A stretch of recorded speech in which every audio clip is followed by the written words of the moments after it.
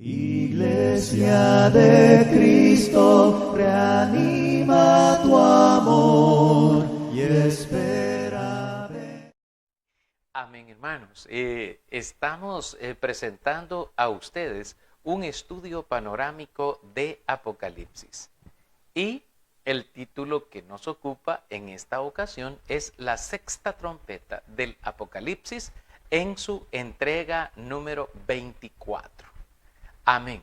De eso vamos a estar hablando hoy. En esta parte, hermanos, vamos a hablar siempre de el libro de Apocalipsis capítulo 11 y el versículo 2. Allí vamos a estar, ¿verdad?, en esta meditación de la palabra del Señor. En el capítulo 11, y vamos a corregir ahí algo, hermanos, el capítulo 11 y el versículo 2 de Apocalipsis, donde nosotros estamos considerando. Ahora, hermanos, leamos lo que nos dice la palabra. Amén. Pero el patio que está fuera del templo, déjalo aparte y no lo miras, porque ha sido entregado a los gentiles y ellos hollarán la ciudad santa 42 meses. Amén. Hemos hablado que Dios le entregó, fíjese bien, hermano, Dios le entregó el patio a los gentiles, es decir, a los incrédulos, al mundo escéptico, a los inconversos o a los que viven la religión a su propia manera, que lo viven no por mandamiento, sino que viven la religión y viven la fe de Cristo por el emocionalismo, por el sentimentalismo, es decir, que viven por el sentimiento y por la emoción. Hay gente que dice, yo no me hago cristiano o cristiana de verdad porque no he sentido el llamado de Dios. Dice, yo quiero sentir que Dios me llama, que Dios me habla. Yo quiero sentir el llamado de Dios, quiero sentir eso que dicen que se siente, etcétera, etcétera. Entonces la persona no obedece a Dios, no busca a Dios y pulula en el mundo, allá afuera, en el mundo inconverso, en el mundo incrédulo, y vive allí bajo ese sistema de reglas, en ese mundo de tinieblas, porque según Colosenses 1:13, nos encontramos en ese mundo, en esa condición. Ahí se encuentra el hombre cuando el hombre está viviendo sin Dios. El hombre y la mujer que viven bajo el cobijo de Dios y bajo la voluntad del Señor. Amén, hermanos. Estas personas no se guían por emocionalismos, no se guían por el sentimiento, ni por el pensamiento. Se guían por el mandamiento, por lo que Dios dejó escrito, por lo que Dios dejó estipulado. No se guían por otra cosa, porque la Biblia dice que los que son guiados por el Espíritu de Dios, estos son los hijos de Dios. Entonces, la palabra del Señor nos sirve a nosotros como eso, como un faro, como una guía que sirve para alumbrar nuestro camino, para que andemos en el camino del Señor. La Escritura dice que es lámpara a los pies, a nuestros pies, la palabra del Señor. Y es una lumbrera para nuestro camino, para que nosotros podamos caminar de la mano con Dios. Hay gente que dice, pero es que yo siento, dice, que Dios lo que está diciendo ahí no es eso. Yo siento que lo que Dios es eso. Yo pienso tal cosa. Y muchas personas se van siempre por el yo pienso, por el yo creo, por el yo siento, pero no por el mandamiento. Tal como le explicaba anteriormente, lo que el Señor enseña, por ejemplo, al hombre que se deja crecer el cabello. Dios dice que al hombre le es motivo de deshonra, pues la naturaleza, o sea, por un principio natural, Dios le ha enseñado que eso no es lo correcto al hombre. Y sin embargo dice, miren, pero si Jesús anduvo con el pelo largo, Sansón anduvo con el pelo largo, etcétera, etcétera. Yo no estoy predicando en contra del pelo largo, no, estoy predicando, hermanos, en contra de aquellos que se rebelan en contra de la palabra escrita. La palabra de Dios nos dice a nosotros que todo aquel que se rebela en contra de la palabra de Dios, todo aquel que se rebela en contra de la palabra escrita, este no está inscrito en el libro de Dios, porque no es un soldado de Jesucristo, porque el que es de Dios, las palabras de Dios oye. Así dice la Escritura, que el que es de Dios, las palabras de Dios oye, pero el que no es de Dios no oye las palabras. Y no oye las palabras porque no ama a Dios. Lo dice la Biblia allá por el Evangelio de Juan capítulo 14 y por el versículo 23 y 24. Donde el Señor Jesucristo dice que el que lo ama, su palabra guardará. Pero el que no ama, no guarda sus palabras, ni guarda sus mandamientos, ni no le importan. De hecho, está en contra de las reglas, está en contra de las normas, está en contra de los mandamientos. Tanto que puede llegar a ser capaz de cambiar los mandamientos de Dios, los mandamientos del Señor. Ahora, decíamos que este mundo, o sea, los gentiles que hollan el patio de afuera, hollar a la iglesia significa, hermano, menospreciarla, disiparla, enfrentarla, confrontarla, incluso, hermanos, llegar a humillar a la iglesia, a humillar a las personas y a decirles, y ustedes dicen que creen en Dios, ya, y le van a decir, deja de publicar tanto versículo de la Biblia y comenzá mejor a ser buena gente, a ser buena persona, a ser buena gente, dándole a la gente limosna u otra cosa, pero deja de estar poniendo textos de la Biblia. Así es el diablo, así mero, hermano. Así mismo, y esa es la guerra que nosotros estamos teniendo. Usted tal vez no la ve así, pero ahí está, la batalla se está dando, ya está en acción, dice la Biblia, el misterio de la iniquidad, el cual viene por obra del mismo inicuo, el cual viene por obra de Satanás, el cual engaña al mundo entero. Ahora, estas consideraciones son importantes para la interpretación, hermano, de lo que vamos a estudiar más adelante, que es la siguiente escena, que es la de los dos testigos. Porque en Apocalipsis capítulo, vamos a ver en el versículo 5, ahí más adelante, en el capítulo 11 y el versículo 5 aquí nos vamos a ir dando un asomo ya a lo que es la cuarta escena de la trompeta, de la sexta trompeta, y es la última escena que nos habla de los dos testigos. En el versículo 5 dice, si alguno quiere dañarlos, sale fuego de la boca de ellos y devora a sus enemigos. Amén, devora a sus enemigos. También, y si alguno quiere hacerles daño, debe morir él de la misma manera.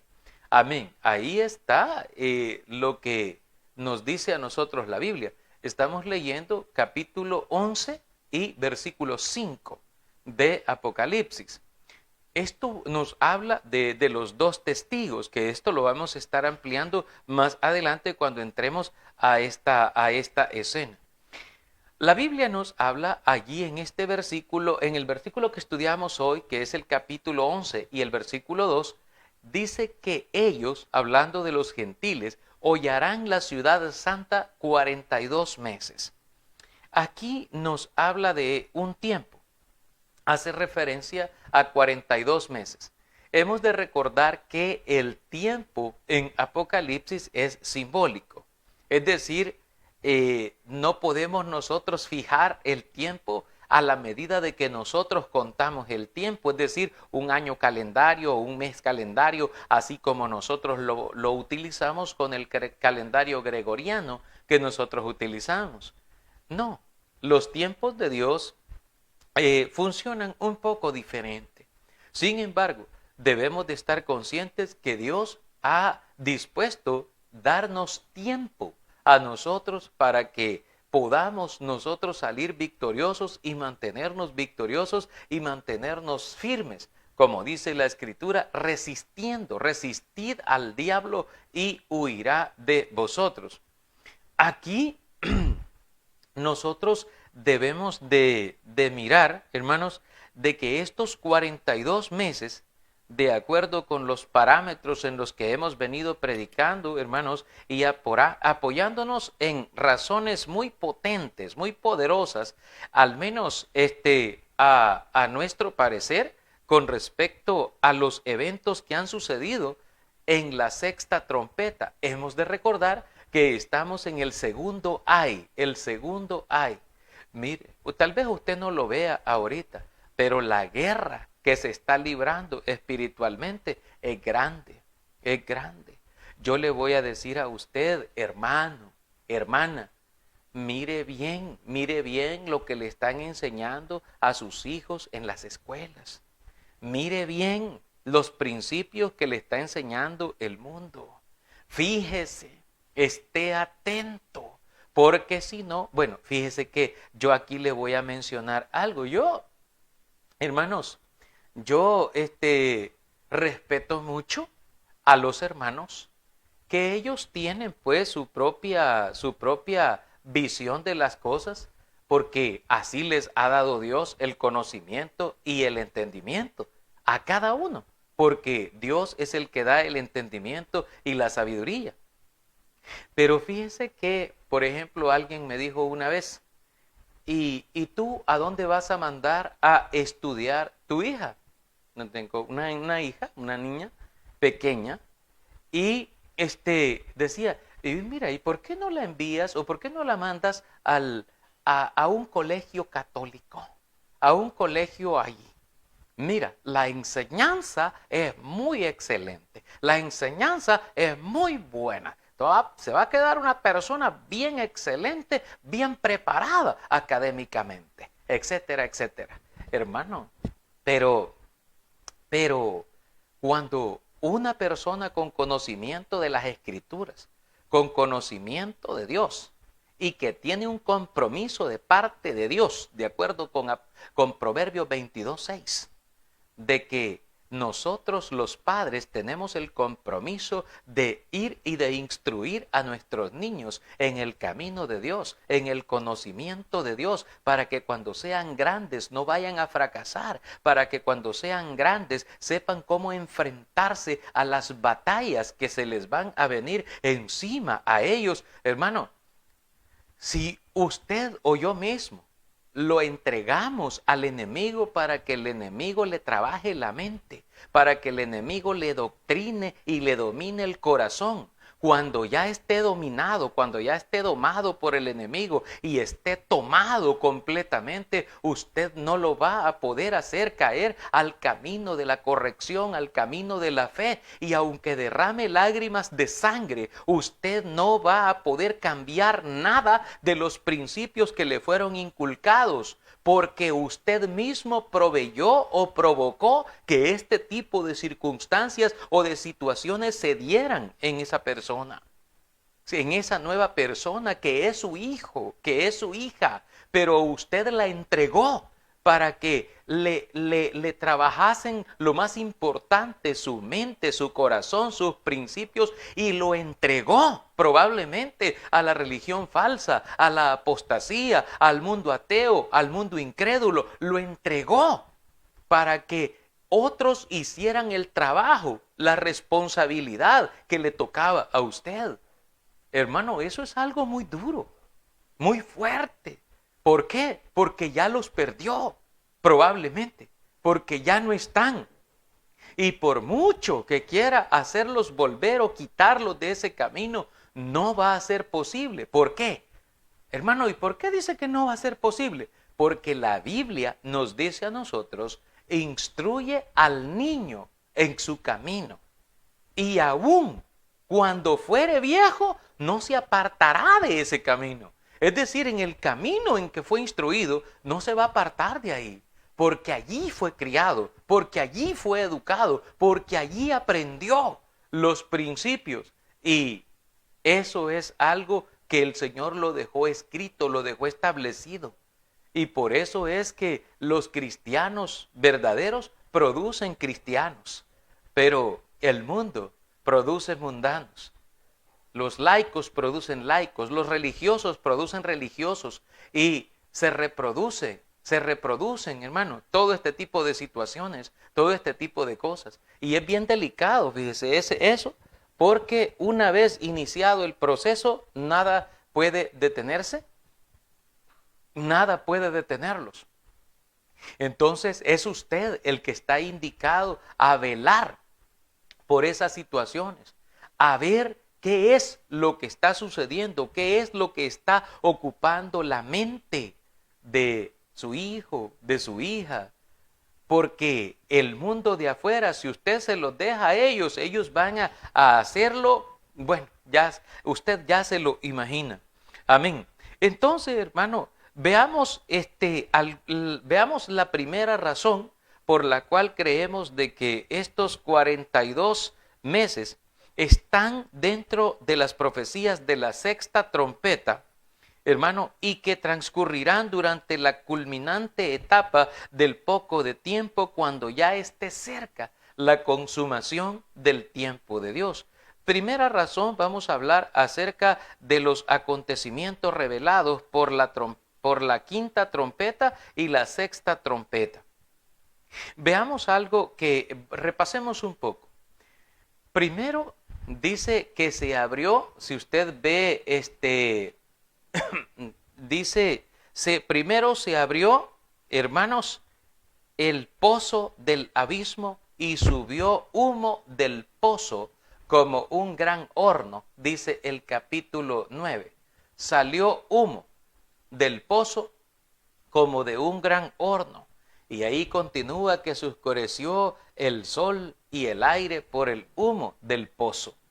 También la Escritura nos dice que enseguida salieron del humo langostas sobre la tierra, los que atormentan por 5 meses a los que no tienen el sello de Dios en sus frentes. Esto lo enseña el capítulo 9, amén, y lo dice el versículo 4, cuando se les mandó que no dañasen a la hierba de la tierra, ni a cosa verde alguna, ni a ningún árbol, sino solamente a los hombres que no tuviesen el sello de Dios en sus frentes. Esto es lo que aprendimos y que se nos mencionó como parte del primer ay. Pasado este primer ay, hermano, la primera trompeta, la trompeta, quinta trompeta, sigue el segundo ay, que es la sexta trompeta. Y a consecuencia de estas 3 plagas, muere la tercera parte de los hombres anteriormente. Ahora, ocurridas estas 3 plagas, aparece una visión de un librito abierto y un ángel fuerte que proclama el tiempo del fin o el fin del tiempo para cuando comience a sonar la séptima trompeta. Y entonces se emite la orden de medir, hermano, la iglesia verdadera. Luego, dentro del mismo escenario, se ordena la medición, hermano, de la iglesia. También se anuncia que la iglesia va a ser hollada por los incrédulos, es decir, va a ser incluso humillada por los inconversos. La guerra va a ser tal que le van a decir a usted muchas cosas. Le van a decir a usted que usted, ¿quién es para estar juzgando a la gente? ¿Que se considera usted un santo, un limpio, para que esté juzgando a las demás personas? Que deje vivir la vida a las demás personas como ellos quieran vivirla, y que además usted no es un juez para estar juzgando moral ni espiritualmente a nadie, y etcétera, etcétera, etcétera, hermano. Y vendrán y aprobarán muchas leyes y muchas cosas, porque la guerra y las batallas son fuertes en grande manera. Entonces, todo esto, todos estos elementos nos van apareciendo, hermano, aquí, y esto ocurrirá durante, dice, 42 meses. Creemos que este tiempo está hablando siempre dentro de los eventos finales. No está hablando, hermanos, como algunos quieren hacer ver, que está hablando del periodo del Imperio Romano o la Edad Media, del tiempo, nuestro tiempo. No, hermanos, no. Está dentro del segundo ay, que es la sexta trompeta. Y esta profecía sobre los 42 meses pertenecen a la sexta trompeta. Y esta contiene profecías para el tiempo inmediato, previo a la séptima trompeta, cuya voz señala el fin del tiempo. La interpretación ya sostenida, pues, nos permite a nosotros venir y decir, apreciar todo este panorama y aceptar esa interpretación, que estas profecías son para el tiempo del fin. No nos está hablando del tiempo pasado. De hecho, nosotros debemos ver el contexto en sí de Apocalipsis. Yo les invito a ustedes, hay personas que este libro lo estudian y dicen, este libro de Apocalipsis lo que está narrando es todo lo que ya pasó. Aquí nos habla de la Segunda Guerra Mundial, de la Primera Guerra Mundial. Aquí nos habla, y según las interpretaciones de ellos dicen, aquí nos habla de lo que pasó allá durante el Imperio Romano. Durante el Imperio Romano es que se dio todo esto, etcétera, etcétera. Entonces, para ellos, este libro es un libro histórico en sí mismo, no un libro profético, porque para ellos un libro histórico es el que registra acontecimientos del pasado, algo que ha ocurrido y que nos sirve como referencia, nada más. Pero el caso de un libro profético es el que contiene elementos de eventos o cosas que van a suceder en el futuro. Es decir, cosas que van a suceder en el futuro. Tal vez el programa de hoy usted lo sienta bastante diferente a los otros y cueste un poco tratar de entender el lenguaje tal vez en que le estoy hablando. Pero esperemos que Dios nos ayude, hermanos, a entender esto. Porque hay gente que desprestigia incluso este libro en el sentido de que dice todo este enfoque es un enfoque histórico, nos narra solo cosas que ya pasaron, no nos está anunciando ninguna cosa nueva. Sin embargo, lo que nosotros vemos aquí en el libro de Apocalipsis, si miramos bien con los ojos espirituales, hay algo diferente a lo que ellos están diciendo. Si usted mira, por ejemplo, conmigo, el capítulo 4, en el versículo 1, dice la palabra de Dios, capítulo 4 de Apocalipsis, versículo 1. Después de esto, mire, y he aquí una puerta abierta en el cielo. Y la primera voz que oí como de trompeta que hablando conmigo, dijo, sube acá y yo te mostraré las cosas que sucederán después de estas. Amén.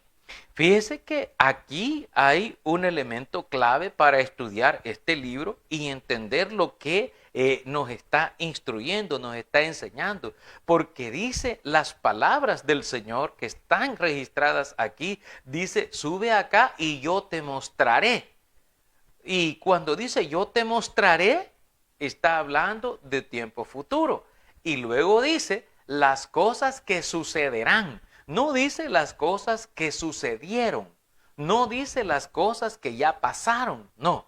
Habla de las cosas que sucederán. Es decir, algo que vendrá en el tiempo futuro.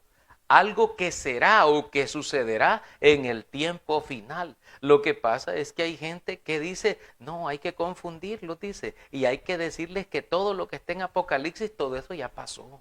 Eso es algo que ya pasó.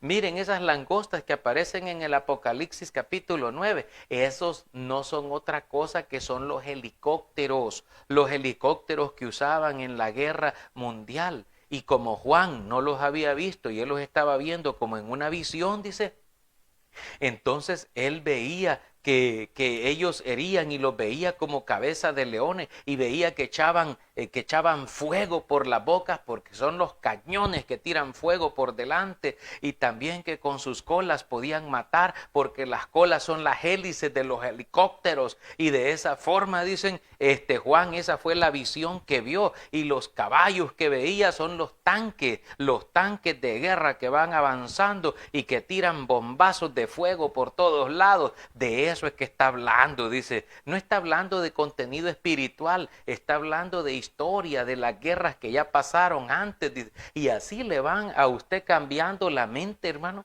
de tal manera que usted dice, caramba, tienen razón. Y entonces usted ya deja de prepararse, porque como ya le dijeron que eso es algo que ya pasó, entonces usted no tiene que preocuparse para su futuro. Siga caminando normal, tranquilo, solo relájese y siga caminando, le dice. Y no sabe para dónde va, no sabe hacia dónde va caminando. Ese es el problema en el mundo, porque en el mundo lo empuja, el mundo lleva ahí conforme a la corriente, como dice Efesios capítulo 2, versículo 2. Conforme a la corriente del mundo, lo llevan y lo van empujando y le dicen, mira, si es que no es malo tal cosa, mira, es que no es pecado tal cosa, mira, si es que el mundo así es, si el mundo va cambiando.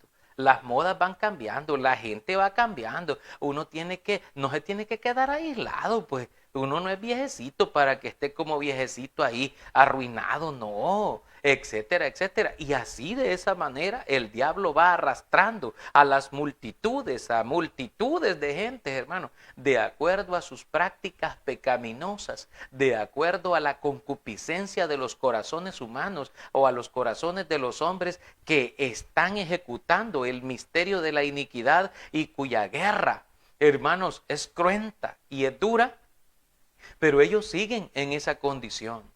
Ya mismo andan y allá están, hermanos, en sus situaciones, en sus condiciones. Allá andan, hermano, en sus jergas, bueno, en sus situaciones. Y el mundo que no conoce a Dios, hermano, ellos tratan de ganar adeptos para sí mismos. Por eso debemos de tener cuidado nosotros, porque, bueno, debemos de saber que el mundo entero está bajo el dominio del maligno. Dice la carta de Juan, capítulo 5, versículo 19. Ahí está, la palabra del Señor lo dice, hermanos. Entonces debemos de entender, hermanos, que esto es una situación muy potente, muy fuerte. De hecho, yo los mencionaba a ustedes anteriormente que el Señor Jesucristo vio esta gran batalla que sucede espiritualmente. Dice el Señor, y la comparación que Él hace, yo los envío a ustedes, dice Mateo 10:16, yo los envío a ustedes como a ovejas en medio de lobos. Sean pues prudentes como las serpientes y sencillos como las palomas, dijo el Señor. Entonces, nosotros nos damos por entendidos, nos damos por enterados. Todo lo que el Señor nos dice, todo lo que el Señor nos da a nosotros a conocer, porque estamos en medio de esto, estamos en medio de esta situación. ¿Cuántas veces o de repente, mire, si no, observe lo que ocurre en el entorno, observe lo que ocurre en el entorno. Hay jóvenes, por ejemplo, jóvenes cristianos que hoy se convierten al Señor. ¿Y cómo ve usted la práctica religiosa o la práctica de la fe de esos jóvenes? ¿Cómo es la práctica de su fe? ¿Es una fe genuina? ¿Están ellos buscando la santidad? ¿Están tratando de agradar a Dios en todas las cosas que hacen, en las cosas que dicen, en la forma que viven o en la forma de cómo piensan? muchos de ellos, hermanos, se ven atraídos y seducidos y contaminados por las cosas del mundo, por las cosas que están sucediendo en el mundo. Y usted ve a muchos, y no solo jóvenes, también adultos, los ve adormecidos, están como aletargados, no conocen la Biblia, no estudian la palabra, de hecho les da sueño, les parece muy aburrido. Es que ese libro solo tiene letras y yo lo leo y no lo entiendo. Ay, y como yo no lo entiendo, ya no sigo. Yo no. Y a mí, y además de eso, a mí leerla así en libro no me gusta. A mí me gusta leerla en el celular. ¿Por qué? Porque como ahí tiene también todos los otros distractores, el diablo también le predica por ahí. Y cuando el diablo es bien astuto, cuando está en lo mejor allá, tal vez de la lectura bíblica, de la meditación de la palabra, ahí está el diablo enviándole bling, bling, bling. Le están cayendo por todos lados y dice, no, yo necesito ver qué es lo que me están diciendo, necesito ver qué es. Y Satanás le quita el gozo, le quita lo que ha sido plantado. Mire, se lo voy a plantear de esta manera para que vea cómo es y cómo Jesucristo lo planteó en su momento con los elementos que tenía en el entorno. Dice la Biblia que Jesús, para enseñarle a la gente, un día les habló en parábolas y les dijo, he aquí un sembrador salió a sembrar, y mientras iba, parte de la semilla cayó junto al camino, y vinieron prontamente las aves y se la comieron, de tal manera que no germinó. Otra parte de la semilla cayó entre piedras, y brotó pronto, nació pronto, porque no tenía profundidad de tierra, pero cuando hubo salido el sol, se quemó, por el calor del sol se quemó y tampoco dio fruto. Luego dijo el Señor, otra parte cayó entre espinas y entonces brotó y creció, pero juntamente las espinas crecieron más grandes y la ahogaron de tal manera que no dio fruto. Otra parte cayó en buena tierra. Y esta parte que cayó en buena tierra dio fruto, cual a 100, cual a 60 y cual a 30 por uno, dijo el Señor. Entonces, hermanos, cuando a Jesús le preguntaron, Señor, ¿qué significa esta parábola? Y él decía, el sembrador que salió a sembrar es el Hijo del Hombre. La semilla es la palabra de Dios. El campo es el mundo. Cuando alguno me oye estas palabras y la recibe con gozo y la recibe con alegría, pero viene la dureza de su corazón, viene el malo y él le permite al malo venir y llegar a su vida. Ellos representan las aves que vinieron. El malo quita de su corazón lo que fue sembrado con la palabra y no da fruto y no da nada porque le arrebató lo que fue plantado en su corazón. Luego dijo el Señor, cuando la parte que cayó entre piedras son aquellas personas que reciben con gozo el mensaje, la palabra, y que brota muy pronto y comienzan en su afán, en servicio a Dios, y muy contentos y muy alegres. Pero cuando viene el tiempo de la prueba, no son capaces de resistir, no son capaces de soportar. y entonces se van y se pierden. Y eso evita que se salven, dijo el Señor.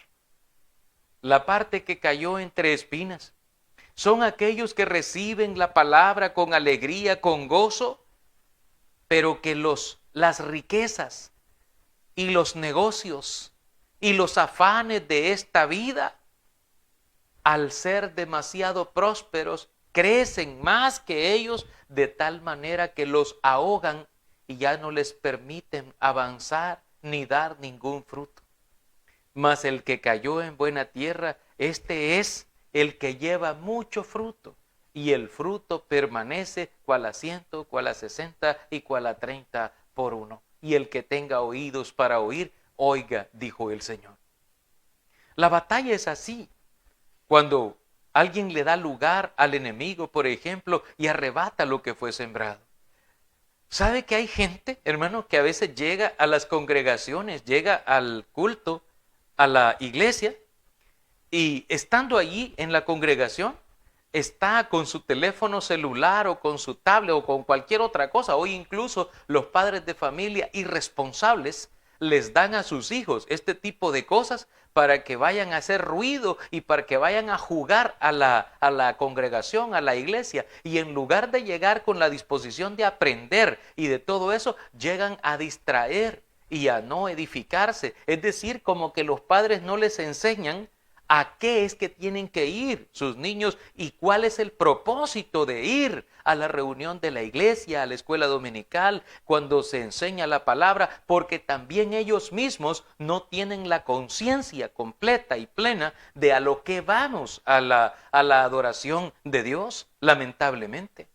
Y, hermanos, están en esa situación cuando, mire, un predicador o los ministerios que desarrolla la iglesia en todas las partes del mundo, si las personas están atentas al mensaje de Dios, escuchando, como dice la Escritura, estén atentos tus oídos a las razones de mi boca, dice el Señor. No menosprecie la sabiduría, sobre todas las cosas busca inteligencia para que sean llenos, dice el libro, las cartas de Pablo, de toda sabiduría y de toda inteligencia espiritual. Pero ¿qué pasa?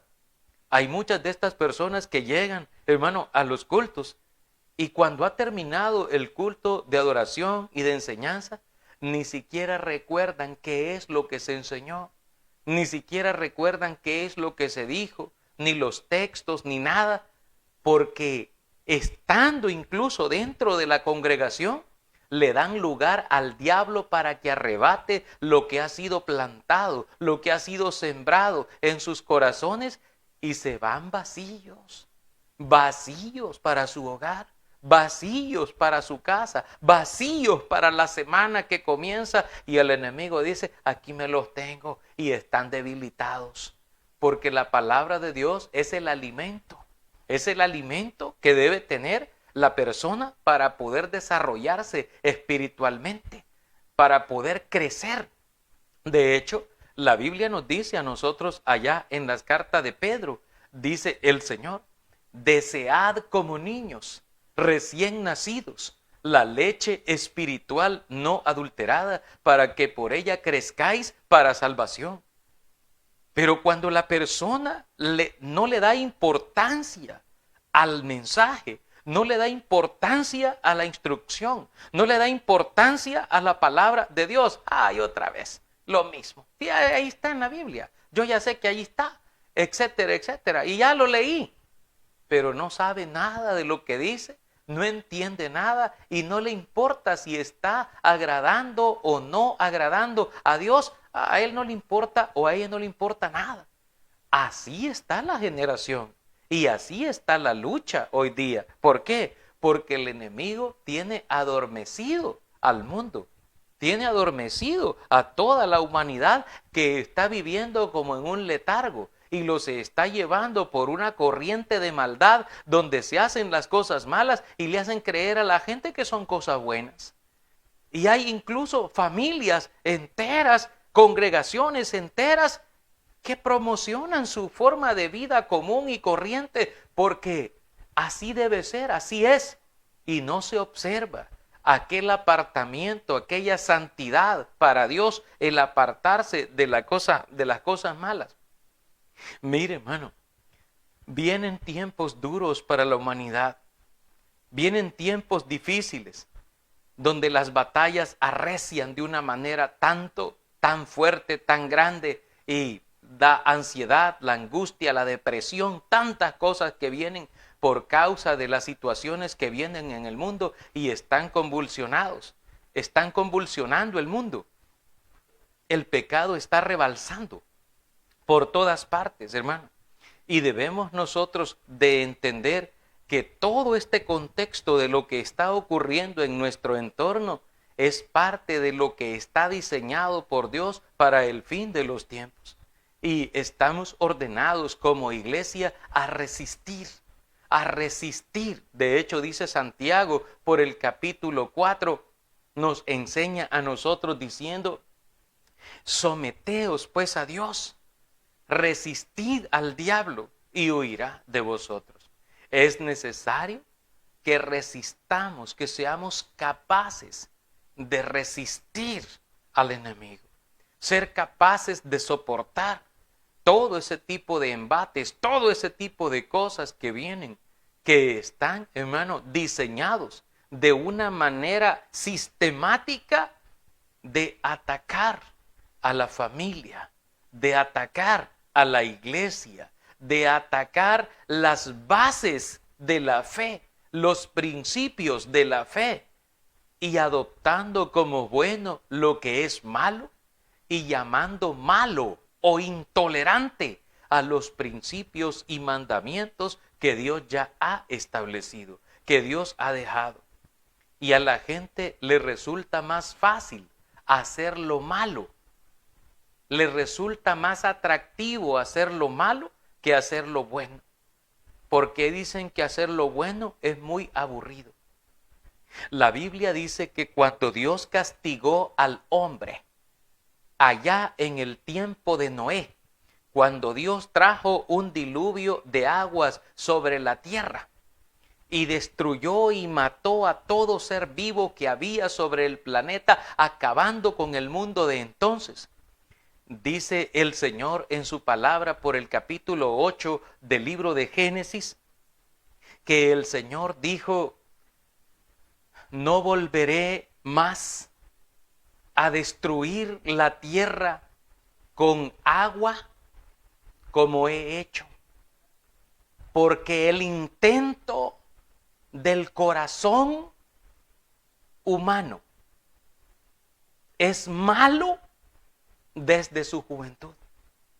El corazón del hombre, el corazón de la mujer está inclinado, dice, a hacer lo malo desde la juventud. Es decir, que le es más fácil hacer lo malo que hacer lo bueno. Hacer lo bueno cuesta más, requiere más sacrificio, pero hacer lo malo es más fácil. Y por eso dice el Señor: yo no voy a destruir más la tierra con agua, voy a destruirla con fuego para aniquilar completamente. Y por eso dice la segunda carta de Pedro, por el capítulo 3, dice: pero los cielos y la tierra que existen ahora están reservados por la misma palabra, guardados para el fuego en el día del juicio y de la perdición de los hombres impíos. Y esto es algo que no ha pasado. Es algo que está profetizado, que va a suceder, que va a ocurrir. Hay algunos que dicen, ahora mismo están diciendo probablemente: sí, ya sé que voy para el infierno. ¿Y a usted qué le importa? Ay, déjeme a mí. Si me condeno soy yo. ¿Y a usted qué, pues? Está bien. Es su decisión. Usted tiene derecho a decidir por usted mismo. Pero no queda en la conciencia de nosotros, en la conciencia de los padres, en la conciencia de que no se hizo el esfuerzo o que no se hizo nada por ayudarle a usted a que pudiese tener la oportunidad de salvarse. Pero si voluntariamente rechaza al Señor y no quiere salvarse, entonces pagará las consecuencias. Y créanme, serán unas consecuencias tan ardientes y tan dolorosas que habrá de desear algún día volver a un momento como este, donde le estuvieran predicando la palabra para decirle: predicador, predicador, yo me arrepiento, por favor, ayúdenme, oren por mí, quiero bautizarme para el perdón de mis pecados. Pero ya no va a poder, porque su designio ya fue tomado y está establecido para los hombres que hemos de morir una sola vez y enfrentar nuestro destino en el juicio final del Señor. Y eso, de eso no hay retorno. De eso no hay retorno, mi amigo. Allí es donde se termina todo.